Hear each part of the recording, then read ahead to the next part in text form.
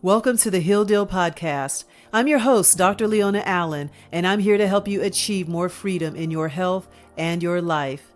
I'm the founder of Freedom Health Systems, and I've been a licensed chiropractor and wellness coach for over 2 decades. I've helped men, women, and children transform their lives by removing the physical, chemical, and emotional barriers to natural healing. Every week, I'll be taking you on a journey where you will discover the real truth behind what it takes to heal your mind, body, and soul. Allow me to be your guide as you travel this road to renewed health and a new life. It's time to make a deal with yourself to heal yourself. Please keep in mind that this podcast is for educational purposes only and not to be used as a replacement for medical diagnosis or treatment. With that said, let's begin. Hello and welcome to another amazing episode of the Heal Deal podcast. I'm your host, Dr. Leona Allen, and today we're going to have a conversation that can free so many of you. My guest, Dr. Scott Vrzal, has a truly inspiring story. Driven by debilitating headaches in his youth, he pursued a chiropractic career with a mission to uncover the root causes of pain.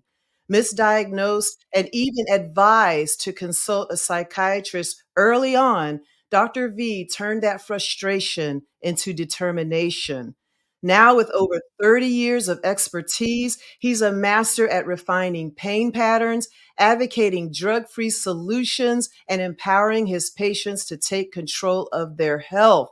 So, in this episode, we're going to break down how gut health, stress, and lifestyle choices might be at the root cause of your headaches. And more importantly, we'll uncover practical drug free solutions to help you optimize your health and performance. So grab your pen and paper. And for you younger folks, go ahead and get your iPad or your tablet because you don't want to miss these insights that we're going to share with you today. So welcome to the Heal Deal podcast, Dr. V. It's so good to have you here. So we're going to go ahead and Awesome. dig right in. We're going to have a Nice. little fun and be serious at the same time. But first of Okay. all, you have an amazing story. I want Mm, the audience to okay. know who you are, what you went through, and how it led you to this empowering knowledge that you're going to share with us today. Yeah, thank you. Way to set the tone. What a great intro. So excited to be here and share this story. Yeah, I've always been a health junkie. I started going to the gym with my dad as a young teen and preteen, ultimately, and kind of enjoyed working out and doing that, playing racquetball at the time, and then started getting well. It started when I passed out at a big event. We were at the MGM Grand seeing the lion and so on, and I passed out in the middle of a group of about 100 people seeing this lion, and I always thought lions the king of the jungle. They're such cool animals, and I went down for the count. And it turned out, so I think that started my parents taking me to this holistic health practitioner who actually diagnosed me having a wheat allergy. This is back in the 70s, mind you, before it was really such a thing, or gluten was so heavily talked about. But they also diagnosed me hypoglycemic, and we did the 6-hour glucose tolerance test, which is what we were doing, or doctors were doing back at that time, and hemoglobin A1C or HA1C had not really been discovered yet to decide how unstable blood sugar was, but and I sat down with him and he said, if you keep doing what you're doing, you're going to have to give yourself daily shots, for diabetes. And, these are the, X, Y, and Z are the things that, may happen. You might have to cut off fingers or your foot or something if you don't make changes. And I was 14 years old at the time. And I kind of did what a typical teen would do and said, yeah, sure. And then I was playing racquetball one day and did my typical ate a donut before I played, and played real hard for a few minutes, and then I was just kind of standing in the back of the court like who cares? And my mom says, what did you eat? And I was like, a donut, of course. And that really that's where it set in for me. And I pretty much decided from that minute on that I would not eat sugar anymore. And so at 14 years old, I swore off refined sugar. And I mean, okay, I'm human. I've probably had pie maybe four times in the last several decades, literally, since swearing off sugar. And so that started my health journey, and pursuing, the diet and what I ate dramatically affected the way I felt. And so I just kind of started pursuing that. And then about 19, I started getting the incredible headaches. They would come on when I'd work out, especially when I would bench press. And so initially I'd try to work through it, and then did the typical over the counter, took, aspirin, Advil, Tylenol, trying all the typical stuff like that, the meds, and to no avail. So, the concern that the family practitioner, family doctor said, oh, you might have an aneurysm. Don't work out. Again, mind you, I was 19 years old at that point. And so I quit working out for a couple of weeks. Well, we waited for the MR or for the CAT scan. They injected dye and did the whole CAT scan, and so went in to get the results from the CAT scan, and they sat me down and said, well, you don't have an aneurysm, so go see a psychiatrist. Basically, you're crazy. We don't see an aneurysm, so you're nuts. And that didn't bode well with me, and so I kind of suffered through it. I figured, well, there's no answers at this point. And so I'd try to just push through it when I'd work out. And the harder I'd push through it, the longer the headaches would last, and get to the point where I'd keep trying to do my bench press because I, God forbid, wasn't going to give up my beloved working out. And then it would get to the point where, it accelerate just going up the stairs or, doing any minor activity. And praise God, chiropractic intern at the time says, I don't know, let's see what we can do. And so I went in and saw him in the Life West College, chiropractic college clinic, and got my first adjustment, and it was kind of like, wow, this is amazing. And after that, I was driving home in my little yellow bug, as a college student, and it's like, wow, this is great. I want this forever, and I want to be able to share this with others. And so, incidentally, I'd also done a self-interest test, it was junior college at the time. And my highest score there was chiropractic, because I was already into structure and working out and diet. So naturally, chiropractic was a high choice in this test. Then I realized, hey, this is pretty cool. This is, I'd never had experience with it before. And so kind of dove in at that point. My grades went up because I had now had a purpose and a reason for school, and got serious about it. So then I got into chiropractic school. I made it, in undergrad, like you probably experienced, they stick a poker in a cadaver or a scalpel and say, okay, what nerve does this penetrate, or what muscle does this penetrate? And that kind of got me thinking along the lines of, I want to be able to do that for patients, for people, So wherever a person points on the body, I want to be able to say, oh, that's because your lung's not functioning as it should, or that's because your stomach's not where it should be, And so gave me the tools ultimately to kind of whittle it down to point to where it hurts, and I'll tell you what the solution is. Yeah. It's kind of fascinating because it's like I'm listening to your story, and it's like takes me back because, we're both Right. chiropractors. I think it's just Right. fascinating how our pain brought us to that path. Because, Right. I'm speaking for not just me, but a lot of our listeners. I don't think anyone has never had a headache. I think this is Right. something that we've all encountered. And if you've never had a headache, I know someone has had a headache. And Mhm. I used to suffer from headaches as well, and we used to think it was hormones, or it was just it was always a physical thing. And one thing you said Mhm. that really caught my attention was they did all the MRIs and found nothing. So it's like it's all in your head. And you know how many Right. women and men are like, okay, I went to the doctor, they didn't find nothing, so they said I'm making it up. So I Mhm. wanted to bring that up because I know people are listening and are like, yeah, I do have chronic headaches and no one can find anything. And if that's you, stay tuned because we're going to get into what they really mean, especially as chiropractors. People come to us, I have a headache, when they want us to adjust them. And, that's a part of it. But there's Right. so many deeper levels. with our physiology, chemically, emotionally. I mean, there's so Right. many layers to headaches that people need to understand. So I'm glad you brought that up. And I can definitely relate to your story. I forgot I had passed out a couple times too. I was like, yeah, I did that too. Working out. Right. Yeah. I mean, they did the ether. I don't know if they still do that. They put that Oh, stuff smelling on your nose. salts. Yeah. I forgot Right. all about that. Oh yeah, in the locker room, passed out. Headaches were Right. really bad. Yeah. So, woo, thank you for Mm, sharing that. I mean, sure. that's very powerful. And I know you can incorporate in your story what you learned, but yeah, you guys, I got this book. This is why I introduced it to the show because this book is amazing. Once I heard about it, I Thank had to you. get it. And you see how thick this is. I would love to go through this whole thing with y'all, but go ahead and get your copy.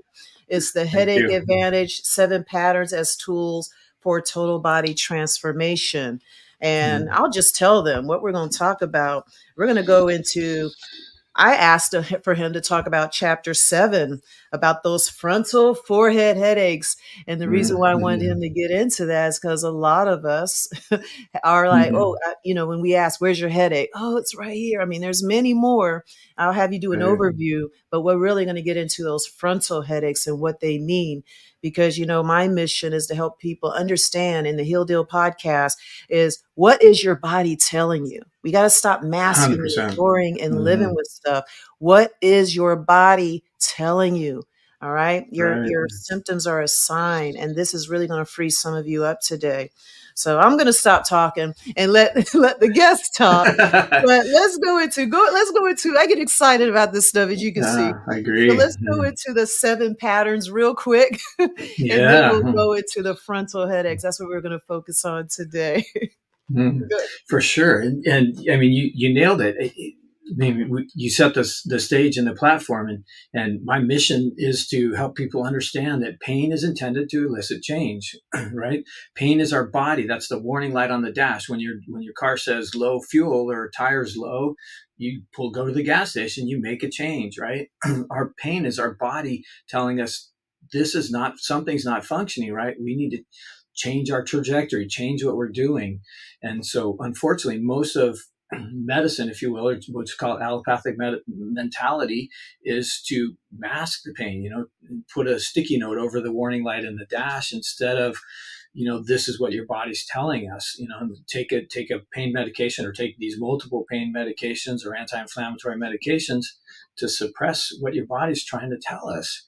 And so that's why the book was called The Headache Advantage, because for me as a clinician, I sit down.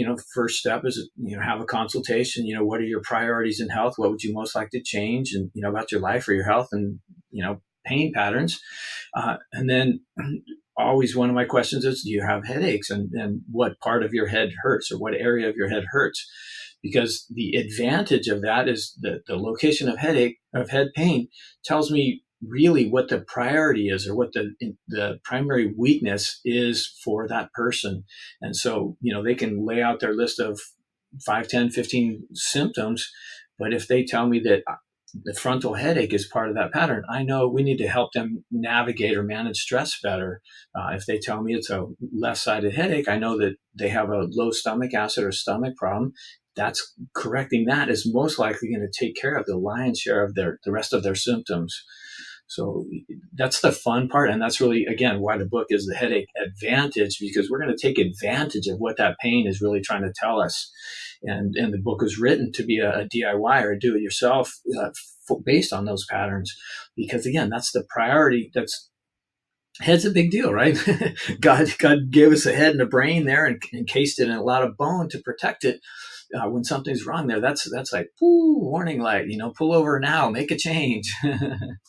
So that's the headache advantage, or why it's the advantage, to take advantage of our pain, right? And so, Right. thank you Right. for what you're doing. Trying to inspire, empower people from their pain. And you're not a victim. I mean, my other kind of favorite line is, um, nothing.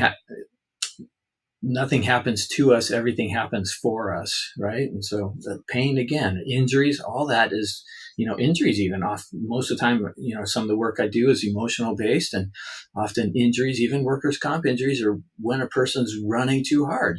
They're on overwhelm, and that's another way of slowing us down. So even something as crazy as like, oh, it's because of my auto accident. I mean, if you've been in an auto accident, listener, think about what was going on in your life, right? Perfect example. My buddy was driving, handling a business call, eating, and trying to take notes when you rear ended the car in front of him, right? So slow down, Tony. You got too much going on, So that leads us to the frontal headaches, right? That we wanted to talk about. The picture of a headache, right, is the hand, hand Yeah, over the front of the head. like It's like, this. So incidentally, that was one of the last of the seven headache patterns. The last one I really nailed down the trigger for.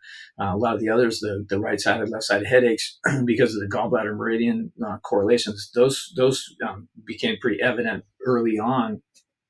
But the stomach meridian kind of dances around the front of the head.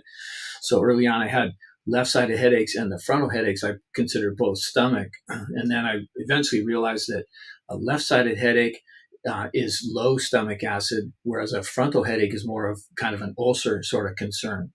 So a frontal headache is more where the chronic stress is inhibiting digestion, and so then and inhibiting the protection of the stomach, if you will.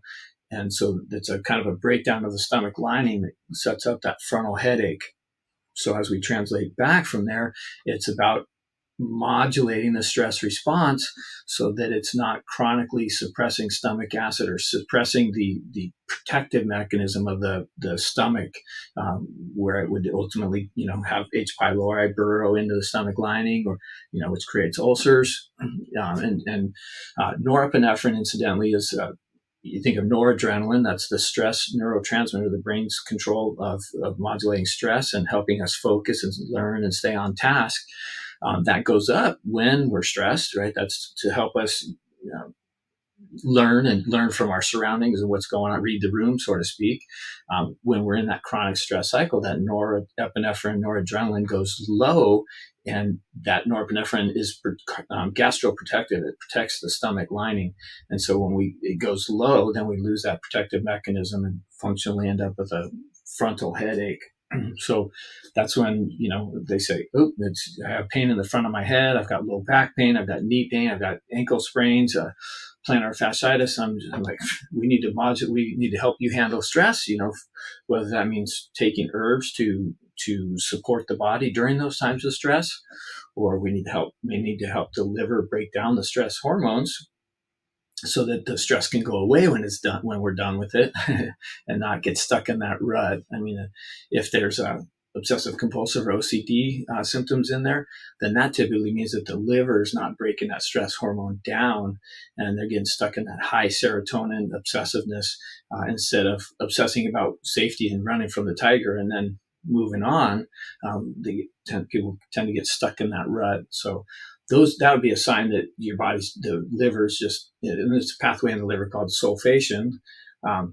Think of rebuilding tissue after an injury or after a surgery or something. That's all happens in the sulfation pathway. If that's not working properly, then the body doesn't break down stress, and when we're done with it. Stress is a good thing for a short term, but we need to move past it, right? Exactly. So, the other manifestations of that chronic cortisol is the suppression of the immune system, right? When we're in cortisol, when we're in fight or flight, running from the IRS or a tiger, or that sort of thing, then the body, it suppresses the immune system.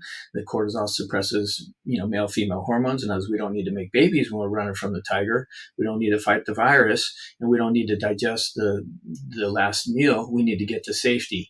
So all those systems will shut down or be suppressed during that period of stress.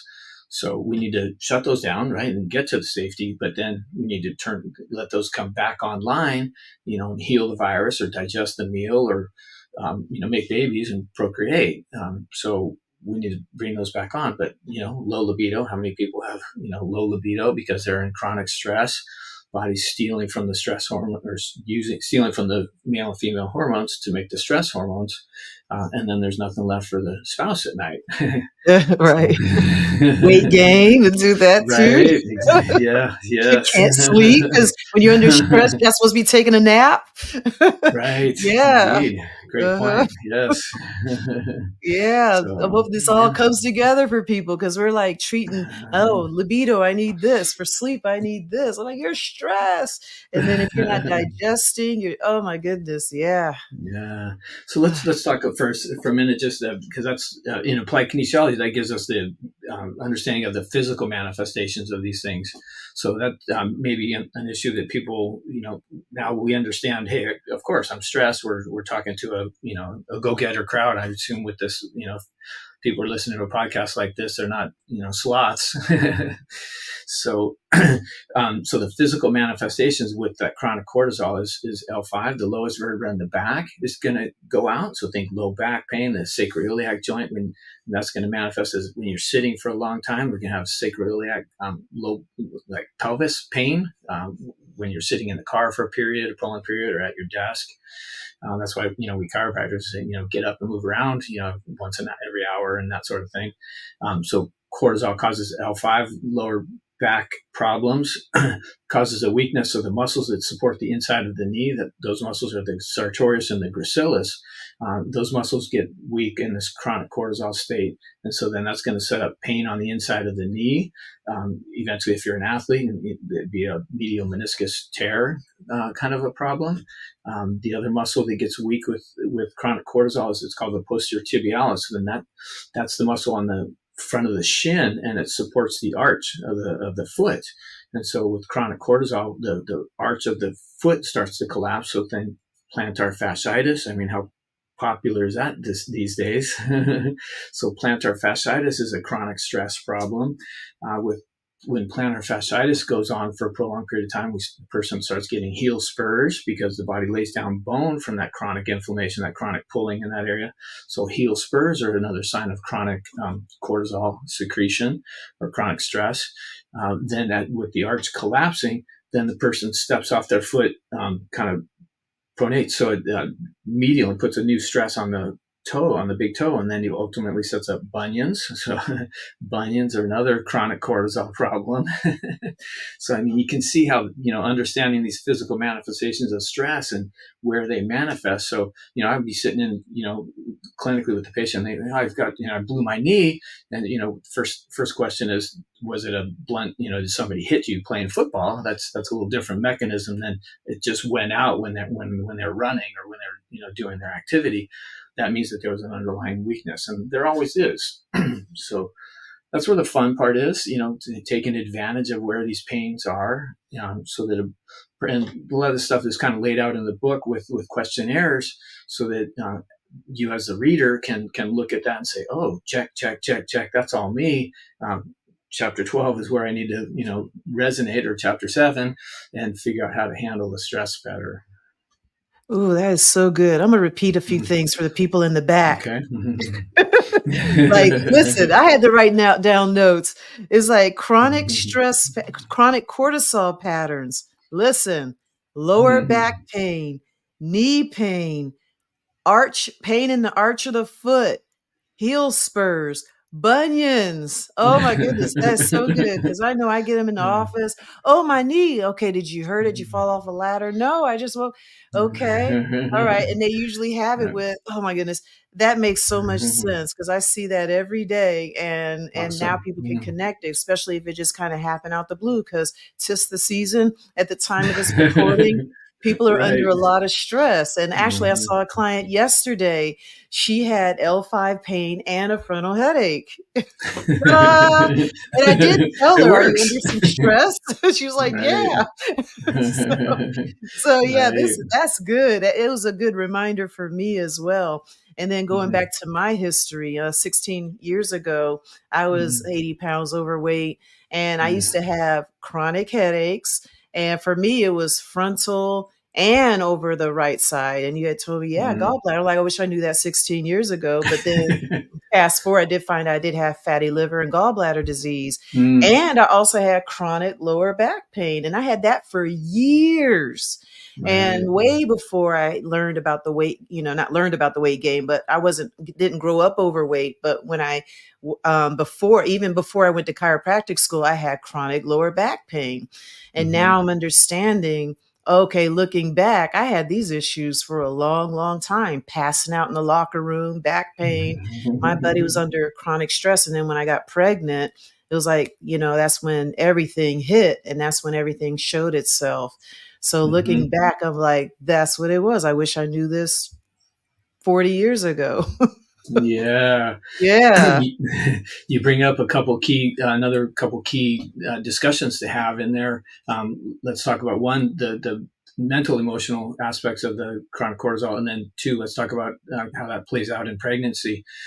So backing up a little bit, I mentioned noradrenaline or norepinephrine is gastroprotective, protects the stomach typically, and that's goes up typically with stress. But under chronic stress, it goes low. So when noradrenaline is low, that's ADD. So that's the trouble focusing, trouble staying on task. Noradrenaline is also the brain chemical that helps us learn and process information. So if you're kids sitting in class looking out the window when the teacher's giving the answers to the final, that's low noradrenaline. Medications or stimulants typically for that.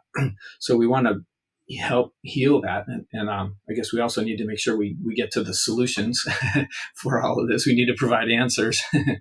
so so that's the mental emotional thing. And then the other thing that's near and dear to my heart, when I teach doctors a lot, and one of the subjects, what subjects do you want to covered late, next month and that sort of thing. And they always say, well, practice management. And so my solution to growing a practice is keep people alive and make babies.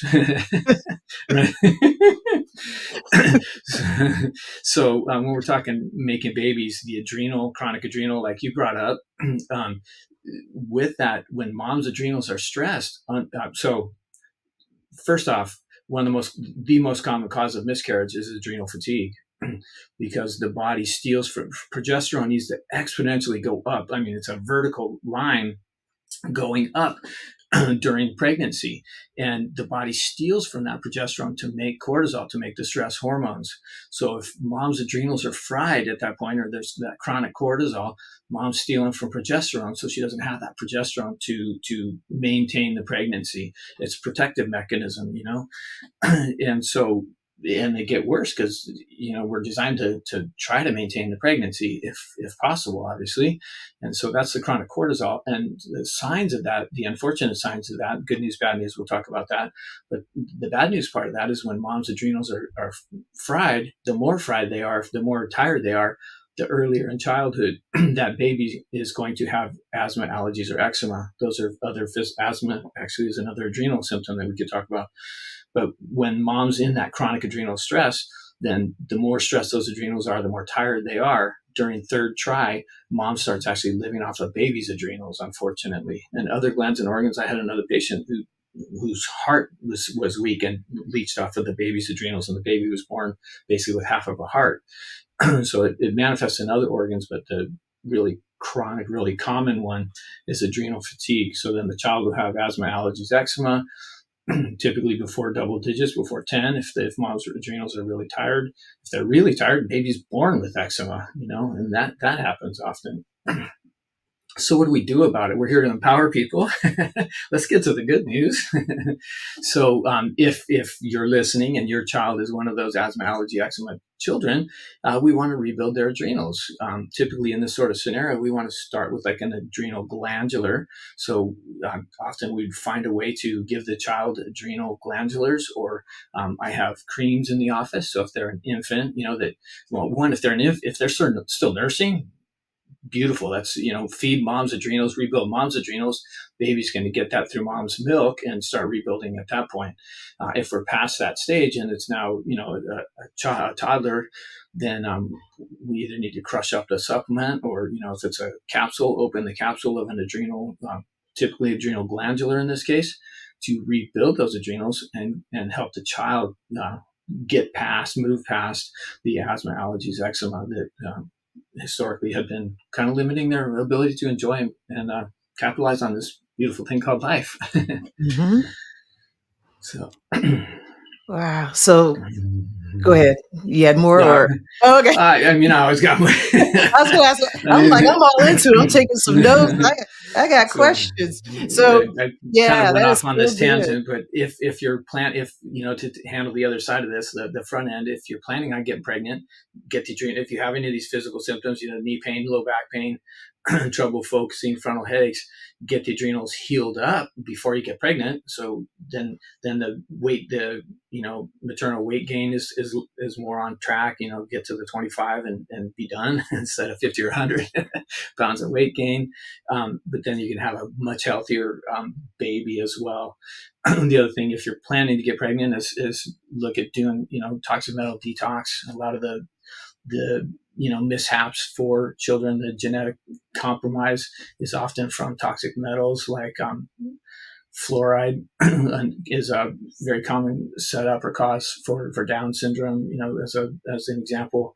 So there's toxic metals like that set up cancers and genetic mutations. So if you plan on getting pregnant, try to look at detoxing, getting some of those metals out. Look at rebuilding the adrenals. If you're having trouble getting pregnant, this is where we plan to go with this whole conversation, but you got me started. So Go ahead. if a person's having trouble getting pregnant, then we want to look at the thyroid. Another sign of thyroid weakness is a tension headache. So, all right, let's we can get back on track, but I mean, it's all connected. It's kind of hard it to say is headaches. Okay. I mean, right. people got to understand we live in such a segmented society. You got this doctor, that doctor, but even though we're talking about headaches and we're chiropractors, we actually study all aspects: diet, nutrition, stress, exercise. It's hard to talk about one without the other, because I'm thinking about the liver. Let's throw that in there. The liver is my favorite organ. I need to come up. Don't take it from me. The liver advantage. Yeah, me and the liver. I mean, just All right. understanding the liver has really it made an impact in my life, my liver and gallbladder and adrenals. I know I was under a lot of stress. And that's some good advice about women because I remember going through practice and I would get women that I guess my clients are growing with me. So when I started practice, a lot of women were trying to get pregnant and it was like, okay, detox, relax, get the stress levels down, and they would have their babies. Now we're all going into menopause together, and I'm understanding adrenal health, liver health, digestive health also makes an impact in that next phase of our lives. So it all matters whether you're having babies, you're done having babies, going through, like you said, enjoying life. And it all comes 100%. down to this. Yeah. Right. Yeah. Yeah. So let's use that to go into some of the solutions, right? Or what do we do? So, Mhm. for the listeners that have the frontal headaches, typically that's a chronic cortisol problem. So if you Mhm. have chronic cortisol, if you know that, work is overwhelming, you're trying to be a wife and a mom and and a business executive or that's yuppie. That's an old outdated term, but pushing the envelope. Ashwagandha is a super popular herb right now, My but kind favorite. of the beauty of ashwagandha is it helps kind of blunt that overzealous stress response.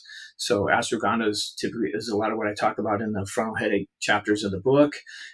So that will help sedate, or if you will, or mellow out the overzealous cortisol response. B5, the pantothenic acid, is another B vitamin that helps modulate cortisol. And that's going to be relevant, especially if there's low back pain, if there's anxiety with it. Pantothenic acid or B5 is a supplement that I would often look at. So that's nice. If more of the symptoms are that medial knee pain and the plantar fasciitis and so on, we're going to look at more adrenal rebuilders like adrenal glandulars or vitamin B1. That would be beneficial there. Um, if you're the person that we talked about, they get stuck on stress, they have you have anxiety and some kind of OCD symptoms or trouble shutting the brain off to go to sleep. Liver wise, that's going to be liver wise. That typically means sulfation is not functioning properly. So there's a key pathway in the liver called sulfation that breaks down those stress hormones. It breaks down serotonin. It breaks down the excitatory brain chemicals. Excitatory brain chemicals are the ones that, serotonin helps us focus on safety or getting through the stressful period. We don't want to we need that for a time, but we need to get over that. So if the liver sulfation pathway is compromised, then we want to facilitate that. So milk thistle is a big common herb to facilitate that. Milk thistle will also help rebuild. It'll help cleanse. It'll also help rebuild the liver. So that's a beautiful thing, especially if you're having trouble falling asleep. Liver does most of its activity. And so, doc, as you're talking to your patients about, liver conditions, one of my first questions is, you have struggle, or trouble falling asleep. That's the body not converting the excitatory brain chemicals to the calming brain chemicals to shut it off. So that's, again, sulfation. Typically that's a liver problem. When the liver does a lot of its detoxification between 1 and 3 in the morning. So if the liver is struggling, then they're going to wake up and have trouble. The more stressed the liver is, the longer it'll take a person to fall back asleep. So that's my, clinical question to kind of get a gist or an idea of how stressed their liver is. So typically, if we're talking about liver supplements like milk thistle, I would often have the patient take them right before bed so that they're feeding that liver during that time of detoxification between 1 and 3 in the morning. Mm, that's so good. I'm about to make some milk thistle muffins. Nice. I don't know if that's a thing. I'm listening. Yeah. It just takes my story back. My liver was in bad shape, and it doesn't even have to be like clinically in the labs. I mean, mine, liver can be it's so resilient. It doesn't show up in labs until it's really extreme. And my liver problem showed up in labs. That's how bad it is. So I'm like, I want to stay on this stuff. So I got milk thistle. I mean, I drink milk thistle tea, but I'm gonna actually up my levels of milk thistle after hearing that. Right. Oh my goodness. So these are some good strategies. So what I got is ashwagandha, love ashwagandha, B5, goodness, adrenal glandulars, milk thistle, sulfation, liver health, the sleep things. Yeah, because it's like so many people can't sleep. So many people are depressed. So many people are going through, but it could be that sulfation cycle why they can't sleep. It could be the lack of B5. So we really got to understand the advantage of these headaches. Let's get to the root cause first.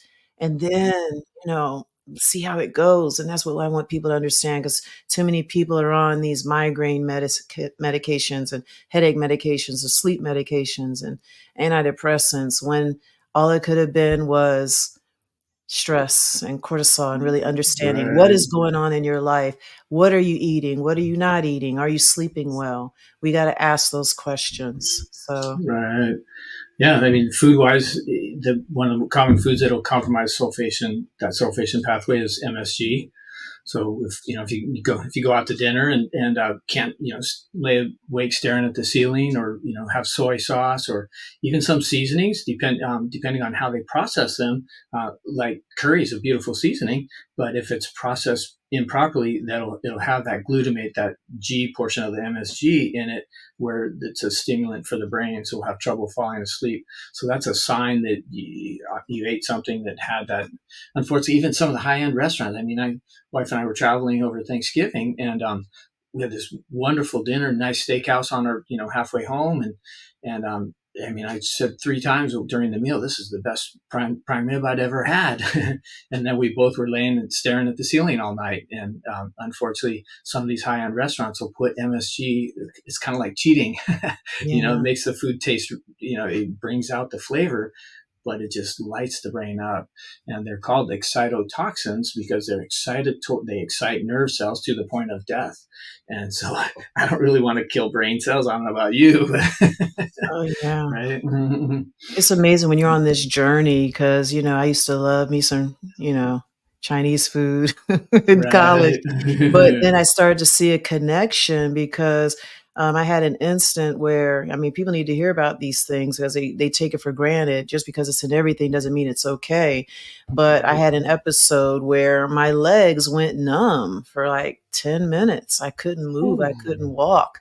And it was from a hot dog that I had at somebody's cookout. And it was, I never Mm, experienced it, but before, I think I may have experienced it, but I didn't make the connection because I used to deal with all kind of pains and I just lived mhm, with it. But when my legs went numb, I was like, what mm. did I eat? What was going on? And then that's when I made that connection between MSG and how it affect my nervous system. Yeah, awesome. Yeah, not And being now able you're to on a walk, mission. that's scary. And Yeah, now you're on a mission to help everybody else yeah, understand that and do a yeah, podcast like this. yeah. Well So done. fortunately, when that happened, I was in my career. I was a chiropractor. So back then I was able to ask those questions. But if it happened years ago, I would have think, oh, do I need a medication? Something's wrong with me. I need an amputation, something like that, right? We go to the extreme sometimes, but I was able to say, this isn't normal. What did I eat? What happened? And then when I researched everything, I said it had to be the hot dogs because I don't normally eat hot dogs. But I was like, yeah, what we tell in moderation, it's okay. No, is that's a no. That's like a non-negotiable for me. I can't. Yeah, Mm-mm. Yeah. right. So Good. Mhm. yeah. Yes. Preach it. People need to understand. I mean, that's such a powerful. I mean, if the listener is struggling with chronic aches and pains, it might require a journal. Start journaling. Hey, my head hurts more today. Oops, I ate a hot dog last night. Or corn. Incidentally, I forgot to bring that up. But corn actually causes a cortisol response. So corn is a very inflammatory food that can exaggerate some of these adrenal issues as well. So it might be that a person would need to journal, write down everything you eat, and then in the margin add, oops, headache today, or oops, my knee was worse, or I woke up and my back hurt. What I had for dinner last night. So be empowered to learn from our infirmities and our aches and pains, because they are trying to tell us, they're trying to get our attention. I mean, making you not able to walk certainly got your attention, right? Exactly, exactly. And don't blame like the new health choices you make. It's funny how we'll like, hey, I'm gonna call somebody out. We'll make these changes and then we'll think, okay, it's the supplement. It's I'm like, no. Sometimes as our body gets rid of stuff, we feel things because we're so used to being sick. And when we start healing, we think something's wrong because we get real comfortable in our illness. So this is really good to understand that because I probably went through that the numbness in my legs or the lack of, I don't know what you call it. I felt paralyzed, So I Yeah, think I yeah, went through that because I was healing. It was probably happening all along. But when you start to heal, your body becomes even more sensitive to when you're exposed, where when you're always toxic and always stressed, it's your norm. But when you start to heal, you're like, wait, this is new. It's not a bad thing. This is how we got to learn to understand our bodies. And sometimes you're not. It's usually not you're doing something wrong. You're just doing something different. So, oh my goodness, I can go on all day with you. So again, hey, I listen. Get this book. Oh my goodness, this is amazing, and I love this book. I'm enjoying it. This is some good stuff. We wanted to talk about the frontal headaches because it's something that we both see a lot in the practice. And oh my goodness, Dr. V, thank you so much. Anything? Let people know where they can find you, your book, uh, get in touch with you. Go ahead and share that for me, please. oh, thank you for the opportunity to share and hopefully empower people to learn from their take advantage of their aches and pains. We're on the same crusade together, to help empower the world, because most of what they're told is disempowering, is trying to take the power away from them. Like, oh, you just need this medication for the rest of your lives, or, it's the working out that's making you wrong, hurt. It's not. It's your body speaking and yelling at you ultimately to make a change. So if this encourages you, then you can find me on most of your social media.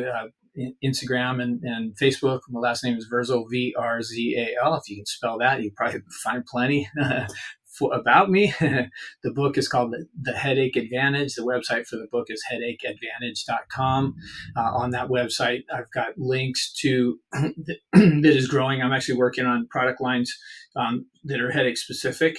So if you have a right side headache, you can click on that link, and on the Headache Advantage website, you click on the right side headache, and it'll list out some of the typical foods that are going to trigger that, and then some of the supplements, and kind of a flow chart to help figure out potentially what supplement would work. And soon it'll be even easier, where it'll just be a headache, right side headache pack that you can just take these 3 products or whatever it is, and I get rid of it. So Headache Advantage is the website. My clinic is drvrzal.com. drvrzal.com. I'm in Southern California. We have several docs that do this in the office if you're looking for local care or virtual care. And love to share, and if this empowers you, and when you read the book, I would love reviews. Apparently, Amazon reviews are everything these days. That drives their algorithms, their metrics. So thank you for the opportunity to share. I'll be leaving a very positive review, no doubt about that. So thank you very much. And I'll make sure I'll have all those details in the description. But now it's up to you, listeners. Let us know what you think, what you learned, what empowered you, what you're going to apply. And thank you all for joining. Thank you, Dr. V, for sharing your expertise. And to everyone out there, until next time, go out there and achieve more freedom in your health and your life. Take care. Take care. Thank you for listening to today's episode. If you enjoyed the show, seal the deal to heal by leaving a review, subscribing to the podcast, and sharing with a friend. Thanks again, and we'll continue the journey next week.